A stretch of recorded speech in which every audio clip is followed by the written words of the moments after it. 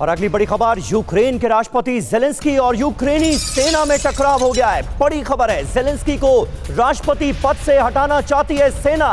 यूक्रेनी जनरल चाहते हैं कि जेलेंस्की रिटायर हो जाएं। यूक्रेन के पूर्व राष्ट्रपति क्रावचुक के सलाहकार ने किया है ये बड़ा दावा। मोर्चों पर यूक्रेनी सेना की हालत खराब है, ये कहा गया है ओलेग सोस्किन की तरफ से। और देखिए, रूस से युद्ध को लेकर एक और जेलेंस्की पर नई आफत आन पड़ी है। ये बड़ी खबर आपको बताएं, यूक्रेनी सेना में जेलेंस्की के खिलाफ बगावत तेज हो गई है। जेलेंस्की के ऑर्डर मानने से मना कर रहे हैं यूक्रेनी कमांडर। फ्रंटलाइन पर कूच करने से मना कर रहे हैं यूक्रेनी कमांडर। हथियारों की भारी कमी से इस वक्त यूक्रेनी सेना जूझ रही है और अब यह बड़ा सिरदर्द जेलेंस्की के लिए।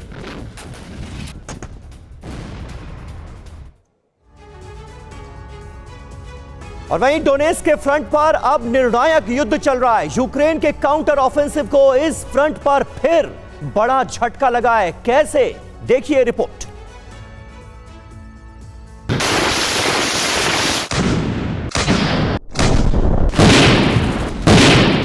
तस्वीर रूसी कब्जे वाले इलाके डोनेट्स्क क्षेत्र की है। डोनेट्स्क के फ्रंट पर युद्ध का दायरा फिर से बढ़ रहा है। डोनेट्स्क के बाहरी इलाके में रूस और यूक्रेन के बीच एक बार फिर भीषण युद्ध शुरू हो गया है। यूक्रेन की फौज काउंटर ऑफेंसिव के जरिए रूसी कब्जे वाले इलाकों में बढ़त बनाने की कोशिशों में जुटी है। तो इसी बीच रूस के सैनिक काफिले को यूक्रेन के छापामार दस्ते ने क्लिशुइका इलाके में निशाना बनाया। रूस के सैनिक काफिले में शामिल बीएमपी मिलिट्री अटैक व्हीकल्स पर यूक्रेन के छापामार दस्ते ने गुरिल्ला अटैक किया। यूक्रेनी सैनिकों ने मैनपैड से कई मिसाइलें रूस के बीएमपी व्हीकल्स पर दागी। इस हमले में रूस के कई बीएमपी वेपन ध्वस्त हुए हैं। मिसाइल अटैक के बाद तस्वीरों में बीएमपी पल भर में कबाड़ बन गई। रूस का पूरा सैनिक काफिला धुआं दिखा। यूक्रेन के इस हमले में रूस के कई सैनिक मारे गए। इस फ्रंट पर यूक्रेन ने मामूली बढ़त मिलने का दावा किया है। यूक्रेन का इरादा अब रूसी कब्जे वाले डोनेट्स्क के उन क्षेत्रों को आजाद कराने का है जहां रूस की सैनिक किलेबंदी कमजोर है।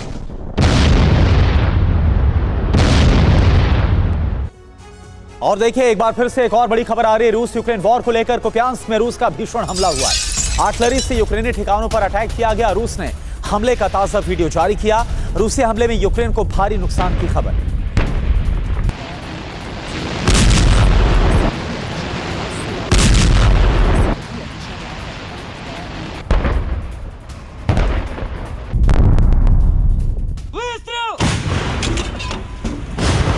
यूक्रेन के दक्षिण पूर्व में सबसे विध्वंसक युद्ध चल रहा है। इस बीच डोनेट्स्क के क्रांसोलिमिस्क में यूक्रेन के हमलों को रूसी तोपखाने ने नाकाम कर दिया। रूस की आग उगलती तोपों के सामने यूक्रेन की फौज नहीं टिक पाई।